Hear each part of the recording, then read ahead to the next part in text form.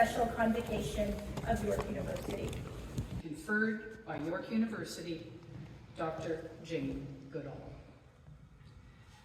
As a renowned ethologist and conservationist, Dr. Goodall has braved the unknown to give the world a remarkable window into chimpanzees, humankind's closest living relatives. Through more than 60 years of groundbreaking work, she has dedicated her life to creating a better future for our planet and for all who call it home. When Jane Goodall first entered the forest of Gombe Stream National Park in Tanzania, the world knew very little about chimpanzees, and even less about their unique genetic kinship to humans. She took an unorthodox approach in her research, immersing herself in their habitat and their lives to experience their society as an observing neighbor. She came to understand them not only as a species, but also as individuals with emotions and bonds.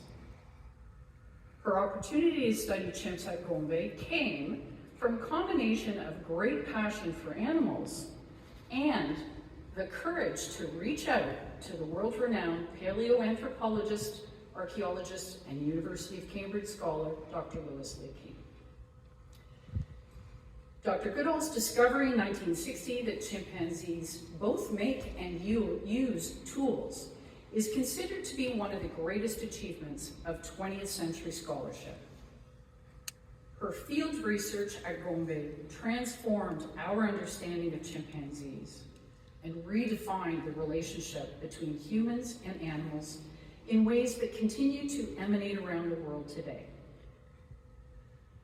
Alongside her incredible research, Dr. Goodall has been a vocal and compelling advocate for animal welfare and conservation. She founded the Jane Goodall Institute in 1977 to support her research in Gombe National Park and to scale up the protection of chimpanzees in their habitats. By the 1980s, it became clear that Gombe was only part of the solution to a much bigger, rapidly growing problem of deforestation and declining chimpanzee populations across Africa. Understanding the essential role that local communities play in protecting chimpanzees, she advocated for an approach to conservation that recognizes the central role people play in the well-being of animals and habitats. In 1991, when a group of young people confided in her about their own deep concerns, she invited them to co-found Roots and Shoots, a program that engages young people in more than 140 countries to foster the informed generation of conservation leaders that our world so urgently needs. Through several other projects, she has also focused on creating sustainable livelihoods, agriculture, microfinance initiatives, and education as a means to conserve local habitat and animal species. Dr. Goodall continues to encourage each and every one of us as citizens of the world to, quote, use the gift of our life to make the world a better place, end quote. She travels extensively each year to speak about the threats facing chimpanzees and other wildlife species, raising awareness of environmental crises, and sharing ways each of us can take action on behalf of all living things and the planet we share. Hers is a message of hope, delivered in her public appearances, her books, she's authored many, and documentaries like Jane Goodall, The Hope, and National Geographic's Jane. In recognition of her vast contributions, Dr. Goodall has been the recipient of many honors, including Dame of the British Empire, the French Legion of Honor, and numerous honorary degrees and prestigious professorships. Her research and advocacy have left an immeasurable mark on the Academy and the world we live in today and for the future to come. Dr. Goodall exemplifies York's motto, Tentenda via, the way must be tried, as the unorthodox approach she took in her field research to immerse herself in the habitat and lives of chimpanzees has made massive, lasting change on the world. It was a great personal privilege to collaborate with two York colleagues, Professors Kristen Andrews and Anne Russin, to nominate Dr. Goodall for this honorary degree. Kristen and Anne, along with other exceptional faculty members like Professor Suzanne McDonald, and numerous York students, many of whom are here today, are helping transform our relationship to non-human animals. President and Vice Chancellor, I present to you Dr. Jane Goodall, candidate for the degree Doctor of Science, honoris causa.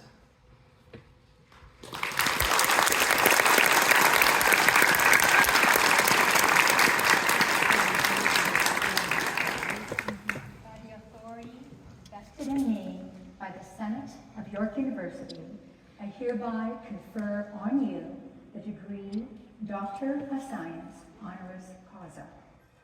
Admitto te ad grandum.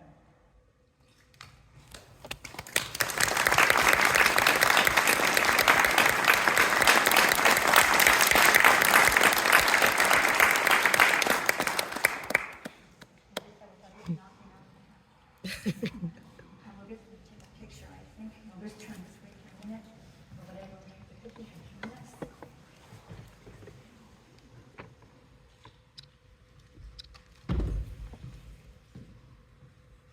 Got it, Gary? One more time. I had a phone in front of me. All right, thank you. Okay, sorry. Okay, she's going to introduce you, Sarah. I'll now invite Dr. Goodall to make some remarks.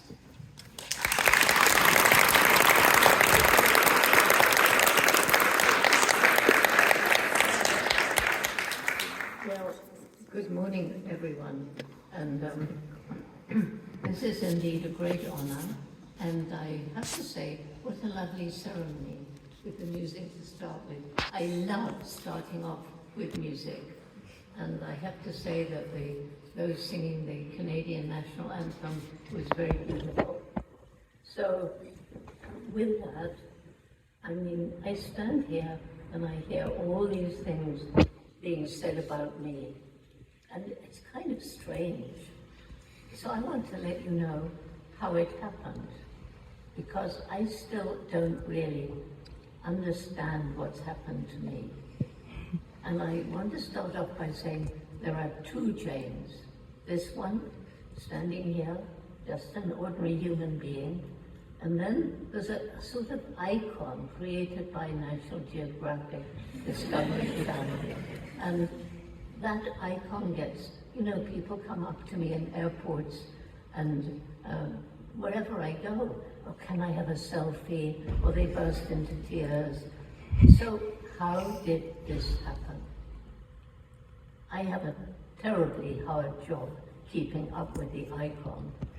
But I want to go back to the beginning, because none of us can do anything alone, at least very, very few people. And there are those people in my life who've really helped me move along the road to bring me, age 90, to where I am today. Right now, here in this building, there's the Jane Goodall Institute Canada team with Bella, Alex, and Talia, and Susanna, who travels with me throughout the Americas, from Canada, America, and South America. And there are people like this in 25 countries where there are Jane Goodall Institutes, all of them helping us to make this world a better place, helping me to deliver my message. And I want to thank all of those people. And then there are some very interesting people I want to thank. But I start off with my mother, because I was born loving animals, and she supported that love. She didn't get mad when she found I'd taken whole handfuls of earthworms to bed with me. Jane, you were looking at them so earnestly, I think you were wondering, how do they walk without legs? So very quietly she just said, we'd better take them back into the garden. So it was the same throughout my childhood. I grew up during World War II. So, there was no television, no social media, nothing like that. There was the wireless. There was a machine. It wasn't attached. It was a wireless radio, basically. And there were books. I spent hours and hours out in our garden, and I climbed my favorite tree, and I watched the birds and the squirrels and the little jumping spiders. If it was raining or cold, then I would curl up in front of the fire with a book. I love books. When I was 8 years old, I met Dr. Dolittle, the story of Dr. Dolittle. My first passion about Africa was when he took circus animals back home to Africa. And then when I was 10, I used to spend hours in a little second-hand bookshop. We couldn't afford new books. And on this occasion, I found a very small edition of a book called Tarzan of the Apes. Well, there were no television shows back then. Certainly we hadn't seen movies. So it was just the book. And in the bookshop, I read a couple of paragraphs and I thought, I've got to have this. I had just enough saved up pocket money, just a few pennies. Took it home, read it up my favorite tree, felt passionately in love with this glorious Lord of the Jungle. And what did Tarzan do? He married the wrong Jane. Anyway, that was when my dream began. I knew there was no Tarzan. I would grow up, go to Africa, live with wild animals, and write books about them. Girls weren't given the opportunity of scientific careers in anything like that. I never thought about it. And everybody laughed at me. How will you get to Africa? You don't have money. And you're just a girl. But not my mother. She said, if you really want to do something like this, then you're going to have to work really hard, take advantage of every opportunity, and if you don't give up, hopefully you find a way. And that's the message I've taken around the world, particularly to young people, particularly to girls in disadvantaged communities. And I wish Mum was alive to know how many people have said, Jane, thank you. You've taught me because you did it. I can do it too. So how did it happen? I did well at school. I came second or third in almost every exam except arithmetic, which I hated. But although all my friends went off to university, we couldn't afford it. No scholarships back then. So I had to get a job. So Mum had just enough money for me to do a boring secretarial training in London. And because she taught me, if you're going to do something, whether you like it or not, if you do it, give it your best. So I tried to become the very best secretary. I got a job, a good job. Then came opportunity. A school friend invited me to Kenya, where her parents had bought a farm. So I couldn't save money in London. I went home. I worked as a waitress, jolly hard work, for about 5 months until I had saved up enough money. It was a return fare. Kenya was under British colonial rule, and you couldn't go unless you had money to make sure you could be taken home if you were not a suitable citizen of Kenya or visitor to Kenya. And no planes in those days except very expensive ones. So I went by boat. And you should have gone through the Suez Canal, but there was a war between Britain and Egypt. Oh, we have so many wars, don't we? Isn't it sad? Anyway, the Suez Canal was closed, and so the boat went all the way around Cape Town. So the first place I set foot in Africa was Cape Town. And my mother had friends there, and they'd written to her and said, "Don't worry, we'll look after Jane for the 2 days that the boat's here." So it was really exciting. But then, you know, the iconic Table Mountain, and there were Africans dressed in their national costume. I didn't realize that this was a show for tourists. I was just very excited, naive, young, 23. And then I began noticing on the doors into the restaurants, hotels, all over the place, were words in Afrikaans. And so I said, what do these words mean? White people only. I wasn't brought up that way. My father was a congregational minister. We didn't judge people by the color of their skin, their culture, their language, their nationality, but by who they were as humans. So I couldn't wait to leave South Africa. It was the height of apartheid. And got to Kenya, it was much better. It was just on the brink of becoming independent of British colonial rule. Stayed with my friend, and that's when I heard about Dr. Louis Leakey, famous paleontologist, who was mentioned earlier. And somebody said, Jane, if you're interested in animals, you should meet Louis. He was curator of the Natural History Museum. So I went, made an appointment. He took me around. 2 weeks before I met him, his secretary had suddenly quit. He needed a secretary, and there I was.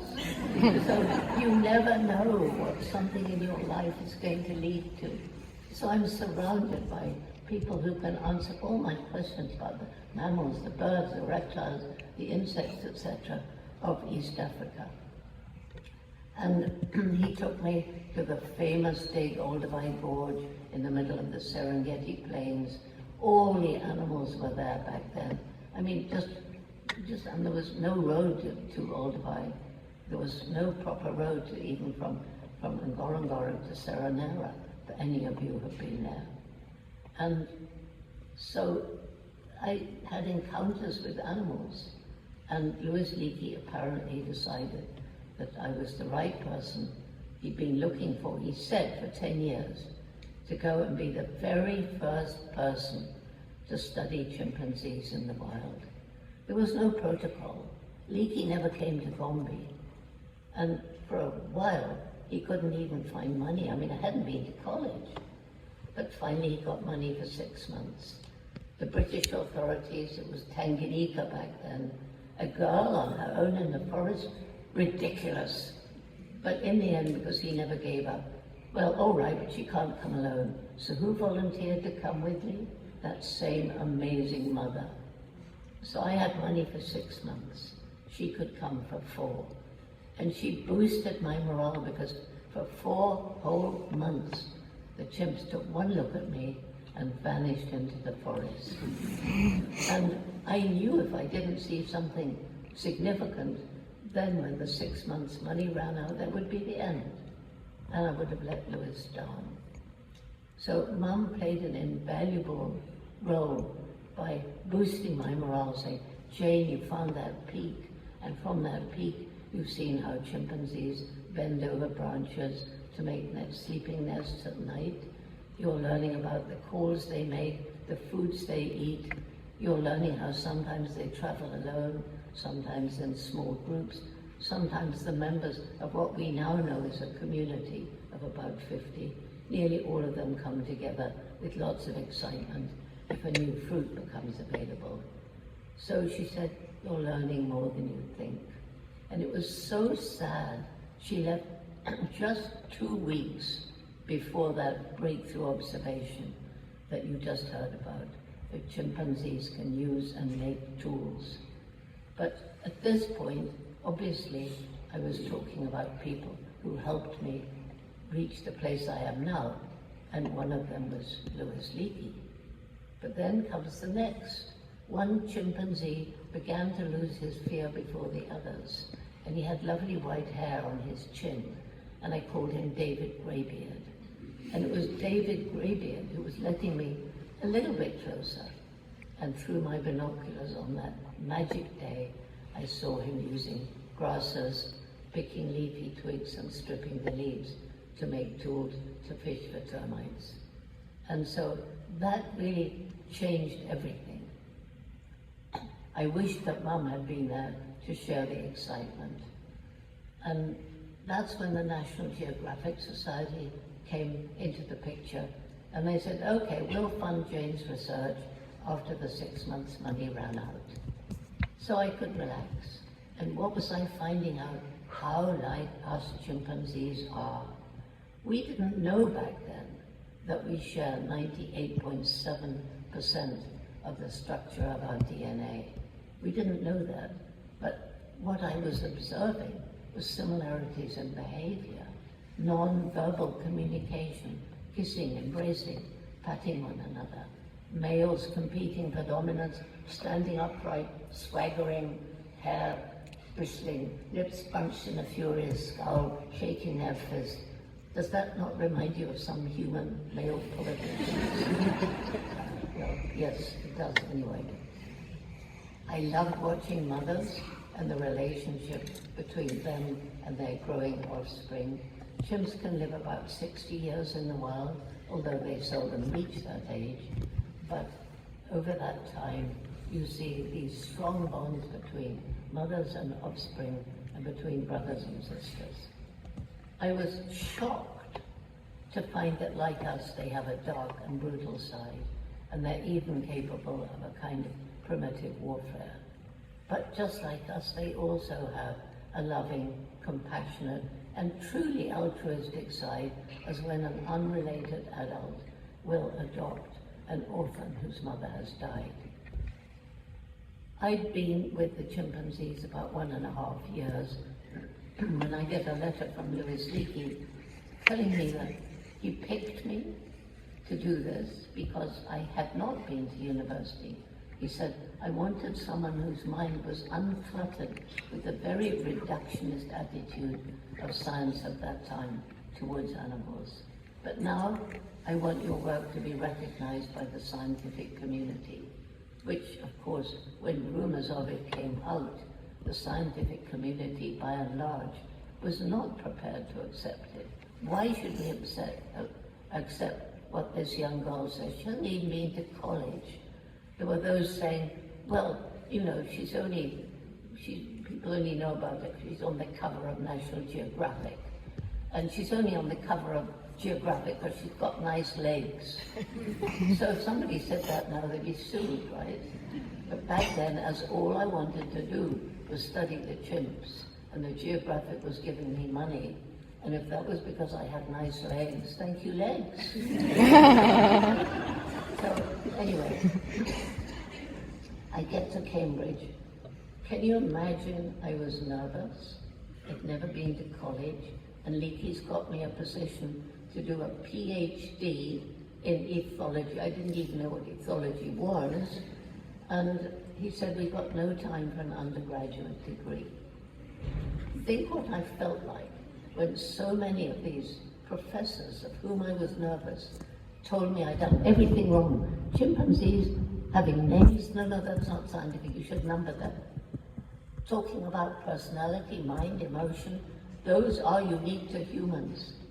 And you cannot have empathy with animals and be a good scientist. You've got to be objective. You cannot be objective if you have empathy.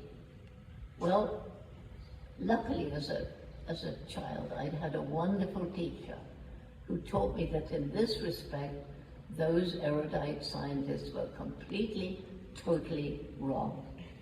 That teacher was my dog, Rusty. You cannot share your life in a meaningful way with a dog, cat, rat, horse, parrot, I don't care what it is, and not know we're not the only beings with personalities, minds, and emotions.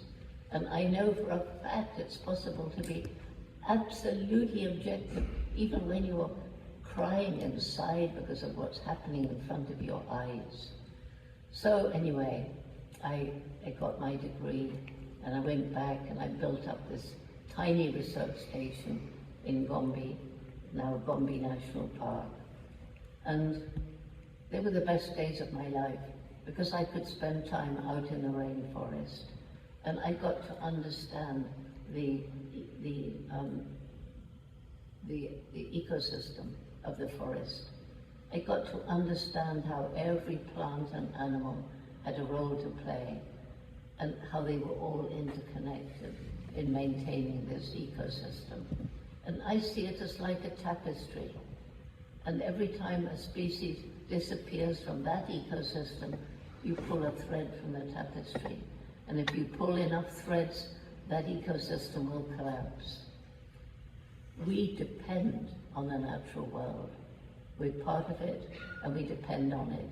Food, water, air, clothing, everything. But we depend on healthy ecosystems. And the one thing that makes us more different from chimpanzees, other animals, than anything else is the explosive development of our intellect. So how is it possible that the most intellectual creature that's ever walked the planet, as far as we know, is destroying its only home? We've only got planet Earth. There may be the Elon Musks of the world saying, oh, we're going to find another planet where people can live. But maybe that'll happen, maybe it won't. And we're destroying our only home. I remember looking at the first photograph of planet Earth that was taken from space, looking down at this beautiful green and blue marble in the dark, cold immensity of outer space. What's going to happen if climate change is allowed to run on unabated? What's going to happen if we don't do something to control the speed of the loss of biodiversity? What's going to happen if we don't alleviate poverty? Because when people are poor out in the rural areas, they're destroying the environment simply to survive. When I got to Gombe in 1960, it was part of the great forest equatorial belt stretching across to West Africa. When I flew over it in the mid-80s, I was shocked to see a little island of trees surrounded by bare hills. More people living there than the land could support, too poor to buy food from elsewhere, cutting down the trees to make money from charcoal or timber or more land to grow more food for their growing families. In urban areas and in the middle of cities, poor people are buying the cheapest goods because they have to. Unlike others of us who can look at a product and say, well, when it was made, did it harm the environment? Was it cruel to animals like the intensive animal farming? Is it cheap because of unfair wages or even slave labor? If so, we don't need to buy it. And that is creating consumer pressure that's gradually forcing business to change the ways that it sources its products. And I've met many businesses that are really, really working to be much more ethical. It's a good sign of change. But going back to Gombe, that's when I realized if we don't help these people to find a way of living that is in harmony with nature, if we don't help them find a way of making a living that doesn't destroy their environment, we can't save chimps, forests, or anything else. And that's when we developed the program you heard about, Takari, which is very holistic. But it started with the 12 villages around Gombe. It started with a local team, 7 Tanzanians from the area, going into the villages, sitting down with the villagers, asking, how can we help you? So from the very beginning, it was a community-led conservation program. And I think it was the first of its kind. That program now is in 104 villages throughout Chimp Range. It's in 6 other African countries where JGI studies chimpanzees and conserves their habitat. And the people now understand saving the environment isn't just for wildlife, it's for their own future. So they become our partners in conservation. Well, starting up that program that began in 1994, trying to get money from 1990, but it was new, and we were trying to get money from the European Union, and they said, but we don't give small grants. And when I say we, it was a wonderful German, George Stundon, who was working with me to start Takari. And we said, but we don't know if this is going to work. So in the end they said, all right, we'll spread money over 3 years, so it's not such a tiny amount. And that, by the way, is the start of microfinance. It was Muhammad Yunus who talked to one of these women who was just making enough money every day to feed herself and her children. And he suddenly realized she can't get a loan from a bank because she only needs a tiny amount to start a tiny business. And so he started the Crimean Bank. And I don't know if you know, he's in danger of being jailed under very, very false charges because he dared to stand up to the president. And so we're fighting to make this, to prevent him. He's lifted millions of people out of poverty, not just in Bangladesh, but other places too. So microfinance as a way of alleviating poverty. Because when you've taken out your tiny loan, started your tiny business, and you pay back, you're proud because it's yours. Well, as I'm traveling around the world, talking about the problems faced by chimpanzees and people in Africa, I'm meeting young people. This is mid-1980s. Already young people were losing hope. They were angry, some of them. They were depressed, sometimes deeply depressed, clinically depressed. Mostly they were just apathetic, not seeming to care. And when I asked them why they felt this way, in countries from America to Japan, from Africa to Europe, they all said more or less the same. We feel this way because you've compromised our future, and there's nothing we can do about it. Have we compromised the future of our young people, the students here today? Of course we've compromised your future.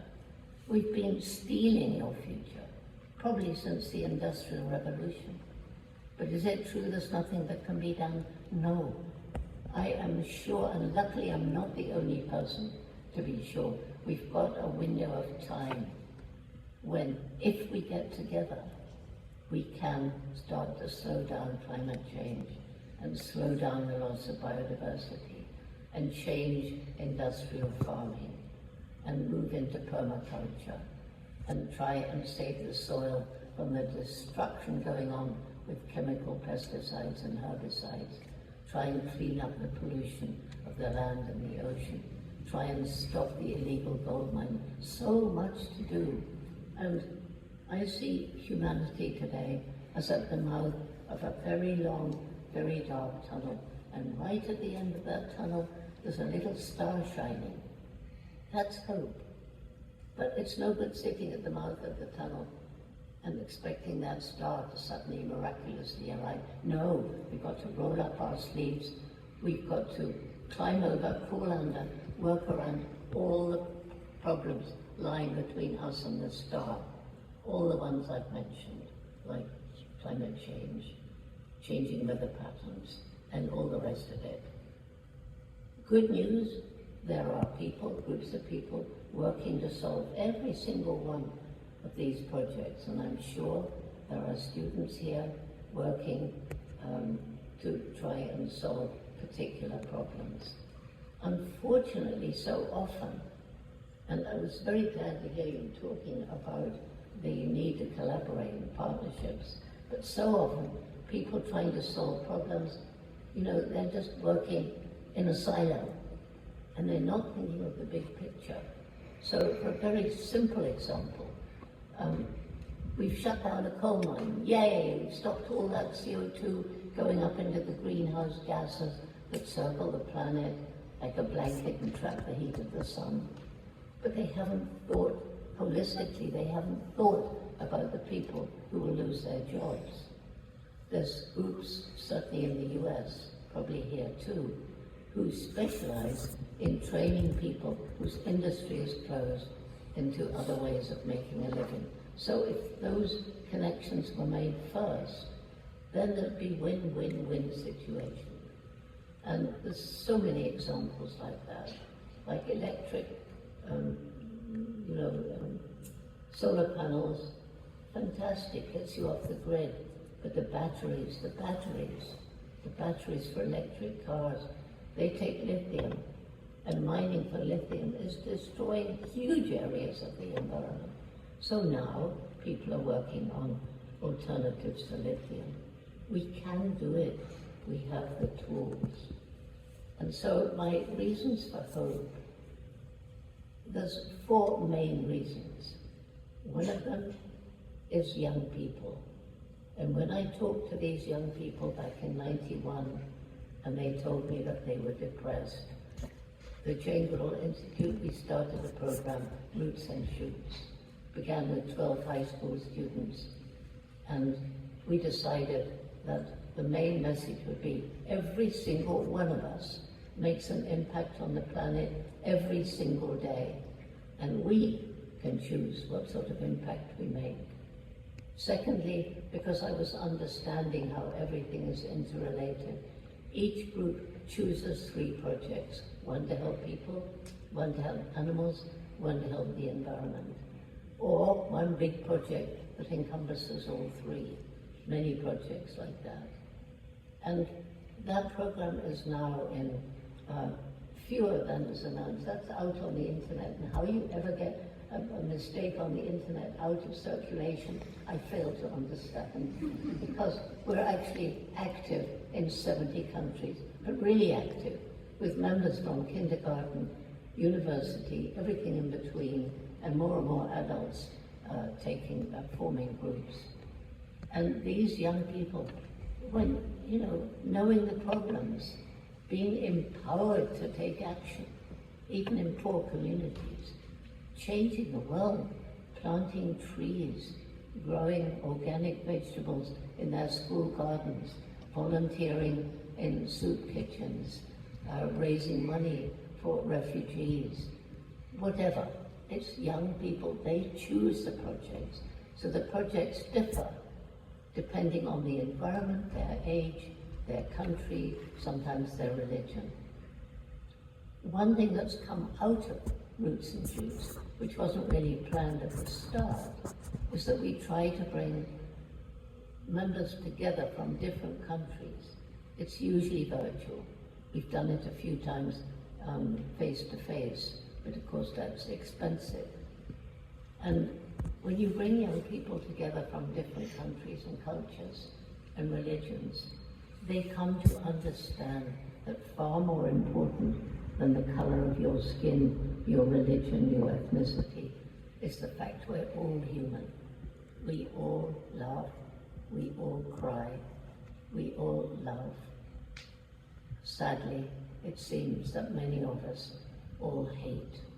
And that's something that we can do something about with the right education and bringing people together so that they get the feeling of shared humanity.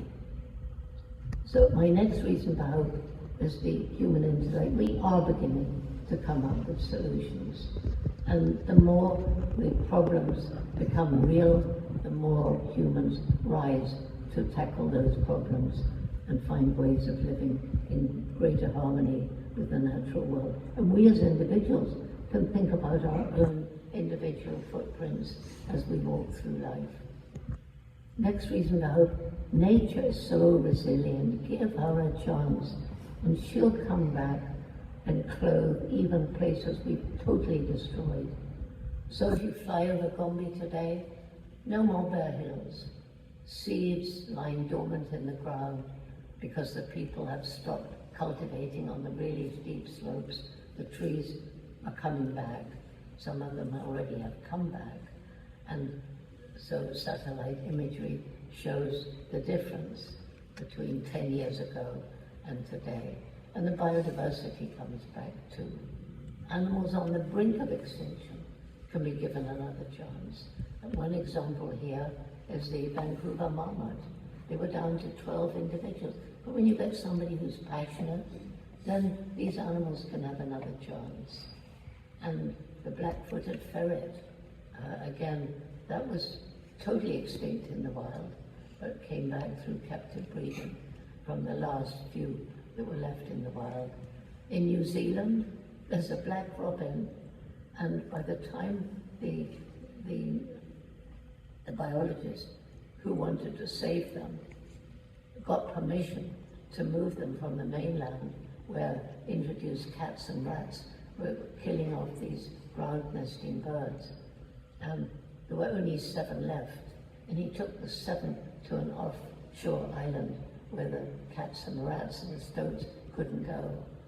And to cut the long story short, it ended up with 2 fertile individuals, 1 male and 1 female. And now there's 500, and they're spread over 4 islands to get some, hopefully, genetic diversity. So there is that hope. And then finally, there's the indomitable human spirit. And you see my little guy here.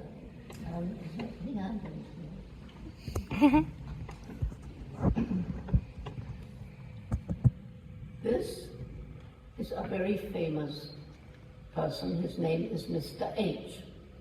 I had my 90th birthday last week. He had his 33rd birthday last week because he was given to me on my birthday 33 years ago by a man called Gary Horn. Gary Horn thought he was giving me a stuffed chimpanzee for my birthday, but I took his hand and made him hold the tail. Gary, chimps don't have tails. Gary was blinded when he was 21 in the US Marines. He decided for some odd reason to become a magician. And people said, but Gary, you can't be a magician if you're blind. And he's so good, the children for whom he does shows don't know he's blind. And at the end he'll say to them, something might happen in your life, because we never know. But if it does, don't give up. There's always a way forward. And he does skydiving and scuba diving, but he taught himself to paint. And in a little book called Blind Artist, there's a portrait of Mr. H, whom he's never seen, only felt. And then the final person that I want to mention for my inspiration is a Canadian. And he's called Chris Cox. Some of you may have seen him. He's done a lot of TED Talks. And he was born with no arms, just little tiny stumps as thick as my wrist, and no legs, just one, maybe remnant foot sticking out of his thigh. Chris Cox shows more love of life in his eyes, more humor, more zest for life than anybody I've ever met.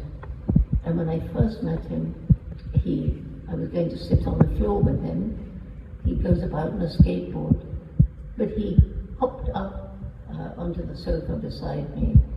He is absolutely amazing. And he drives a very expensive tractor. The farmer said I was a bit nervous to let him do this with no arms. But he travels alone around the world.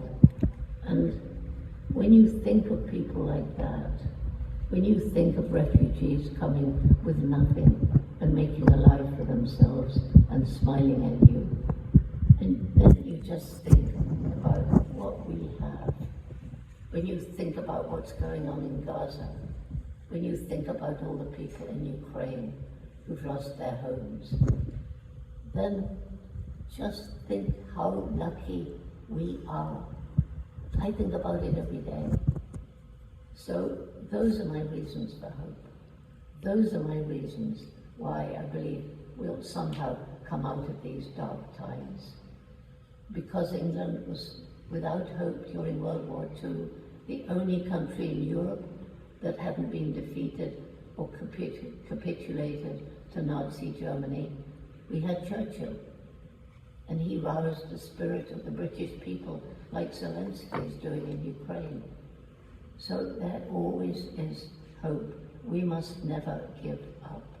And we must share the story of hope, because without hope, we're doomed. So thank you for conferring this honor upon me. And thank you all for being here and listening.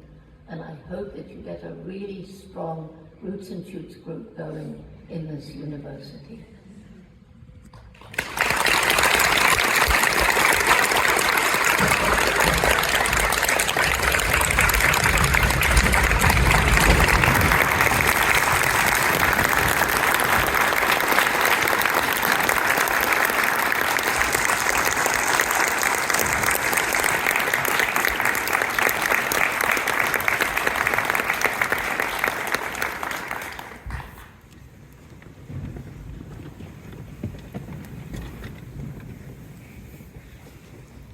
Before the close of this ceremony, Elaborate a little bit on what advice you might give to young people, especially in thinking about the individual impact that they can make. And what advice would you give to them? Well, I think the most important advice that I can give you, first of all, is the advice that my mother gave me, that if you decide on what you want to do, then work really hard, take advantage of opportunity, and never give up. But the second piece of advice, if you've got your life ahead of you, and you may have made a decision thinking, this is what I want to do. But then after 1 term, 3 terms, you suddenly realize, actually, I made a mistake. I'd really, really, really rather be doing that. Don't be ashamed to change course, because what you decide now will affect the rest of your life. Dr. Goodall, I have to tell you, Well, I continually think what I'm doing is too much. But I have this strange conviction that I was put on this planet with a mission. And some people may think that's poppycock. But for me, it seems that the stages in my life were sort of like I could have made different decisions, but I think I made the right ones that have brought me to where I am now. And so when I feel I've done so many lectures, so many days running, I can't do another one, then I think, well, I was put on this planet with a mission. I'm not sure what the spiritual force is, but I sort of look up and say, you gave me this mission. You better help me now, because I'm too tired to do it by myself. let me switch a little bit to thinking about the future. We've got students who, even while they're doing their degree programs, they're thinking about new ideas, they're having startups, entering competitions, hackathons. I wonder if you've got a perspective on what you might think is the single most important environmental issue that we're currently facing. It's really hard because I've always known how everything's interconnected. And some people would say climate change. Some people would say loss of biodiversity. Those two are intimately linked. You can't really separate them. But then, there's all the other things that impinge on those two things. They're equally important, like intensive industrial farming. It's ruining the land. It's causing incredible suffering to animals, and it's also devastating to human health. So it's very hard to say which is the most important. And I think there are different issues that are more important in different parts of the world. I was just in Brazil and seeing the result of the illegal gold mining, where huge miles and miles of rivers are this ghastly, sickly yellow from mercury poisoning, which is used to kind of, I don't know how it does it, but anyway, it melts the gold down. And it's not only killing all the aquatic life in the rivers, but it's harming the indigenous people. Some of them depend on fish. They're starving because there aren't any fish. The fish are dying. They're losing their hair and their teeth from mercury poisoning. So, you know, all of these things, it depends where you are, what's the most important. I think I'm supposed to be getting a flash when there's only 5 minutes left. I don't think I'm seeing it. Somebody better put up their hand because I'm going to ask her one more question. I just can't resist. How do you think we're doing right now when it comes to the safeguarding of chimpanzees? Well, if you'd asked me about 4 years ago, I would have said we're doing pretty well. I will say, for sure, there are more chimpanzees alive now than there would have been, and there are more protected areas, and we're looking after them in sanctuaries where they're safe. But there's now a proliferation of the illegal wildlife trafficking, and we keep hearing horror stories of mothers shot and babies stolen. They're going off to the Middle East, to China, to other parts of Asia.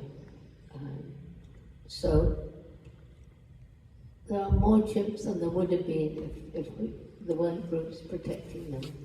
But we've got a lot of work to do. Listen, on behalf of everyone in the room, I would so much like to thank you for your remarks.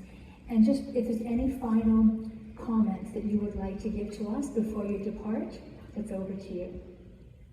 Say that again. Any final comments that you would like to tell? Yes, I have a final comment for all of you. Just remember, every single day you live, you make an impact on the planet, and you can choose the impact you make. And now I'm going to say one more thing. I discovered about 5 years ago in Tanzania, where Roots and Shoots began, that the young people, we bring them together from different regions to share, you know, the projects that they're doing, to get inspiration from each other. And I found that they were saying at the end, getting in a group and saying, together we can. In other words, we can save the planet. And I said, yes, we can. We have the tools.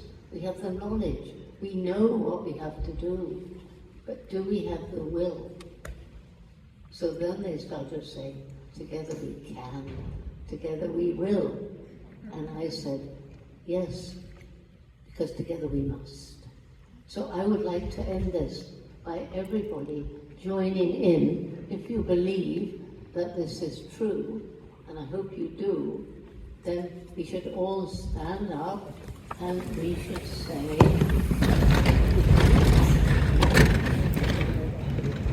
it's not mine. So listen, just listen first. Together we can, together we will, together we must save the world. So 1, 2, 3. Together we can, together we will, together we must save the world. Thank you.